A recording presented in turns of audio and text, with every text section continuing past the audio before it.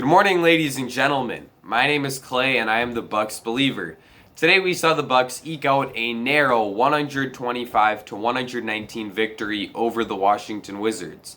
The Wizards were without their leading scorer in Bradley Beal, and in his absence, they had two players really step up their game and take on a lot of that scoring load in Russell Westbrook and Rui Hachimura.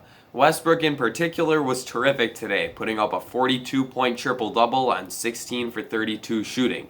He also made 5 of his 11 three-pointers, which is probably a bit of a fluky performance as he's just a 29% shooter from beyond the arc so far this season, but he definitely was able to capitalize on the Bucks going under just about every ball screen and also playing a drop coverage against that pick and roll, and he was able to get into the mid-range, get into spots he was comfortable with, pull up off the dribble, and knock down a lot of those mid-range jump shots. The Bucks are going to be comfortable giving up those looks as we've seen in the past, and Westbrook was really just able to capitalize and take what the defense was giving him. Even once the Bucks started to close in on him and force him to pass the ball to teammates, he was making the right read, and that allowed him to get to 12 assists in this game. Westbrook overall was just really terrific, and when he's playing like this, once Bradley Beal comes back, it gives the Wizards, a fighting chance at making a run at certainly the play-in tournament, and I still think that this team has the juice to finish with a top 8 seed in the Eastern Conference. I was particularly high on them going into the season as I picked them to finish 6th ahead of teams like the Toronto Raptors and the Atlanta Hawks. Rui Hachimura also stepped up his game. Hachimura has been a bit of a disappointment so far in his career through 2 NBA seasons after going in the lottery in the 2019 NBA draft. I wasn't too high on Hachimura going into that draft because I didn't think he had the type of game that was necessary to succeed in today's NBA.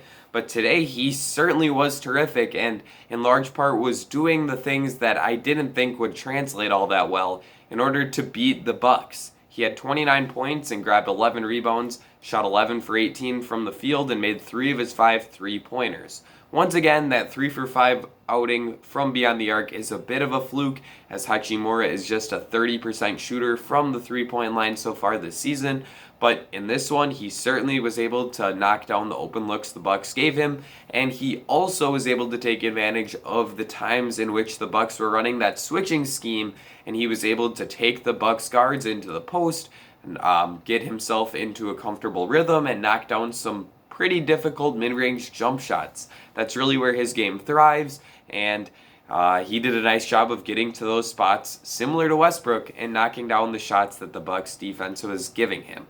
However, these two guys were certainly not the only players to have huge nights, as the Bucks had their own superstar going crazy, and that was Giannis Antetokounmpo. Giannis had 33 points, 11 rebounds, and 11 assists to post his second consecutive triple-double after having 24, 10, and 10 against the Knicks on Thursday night. Giannis made 12 of his 19 shots from the field, 2 of his 4 three-point shots, and 7 of 8 of his free throws. Giannis didn't do anything that was too abnormal for him in this game, as for the most part, he was just putting his head down and getting to the basket, as we've seen him do so many times over the years. There was no player on this Wizards team who was capable of taking on the difficult matchup of keeping Giannis in front of them every possession, and so he was able to take advantage and really dominate this game for the Bucks on the offensive end of the court. The Bucks needed everything that they could get from Giannis in this game because his 2 co-stars really struggled. Drew Holiday finished with 18 points and grabbed 8 rebounds, but it took him 18 shots to get there, and he made just 6 of those 18. Chris Middleton also struggled to knock down shots from the field as he went just 3 for 12, but he was still able to score 16 points because he went 9 for 9 from the free throw line. Both of these two guys struggled to hit some open shots, as it did feel like they were able to generate some good looks, but for neither guy, the shots were going in this one. So the Bucks needed that kind of performance from Giannis, and they also needed some of their role players to step up, which the trio of Pat Connaughton, Bobby Portis, and Dante DiVincenzo all did. Connaughton had 11 points in this one on 3 for 5 three-point shooting, and he made a couple very big three-pointers for the Bucks down the stretch in the fourth quarter. Bobby Portis matched his season high by making 4 of his 8 three-pointers en route to scoring 14 points. And Dante DiVincenzo added a double-double of his own, scoring 10 points and grabbing 13 rebounds.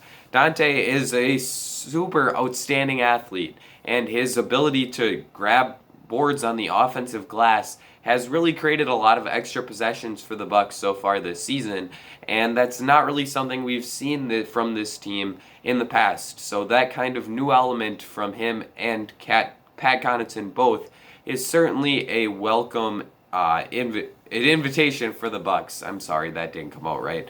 If you can't tell from my voice, I am a little under the weather right now, so maybe my attention wasn't the best in this game.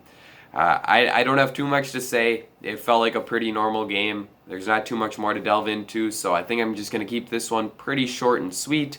That's going to be it for me. Ladies and gentlemen, I'll see you all again very soon.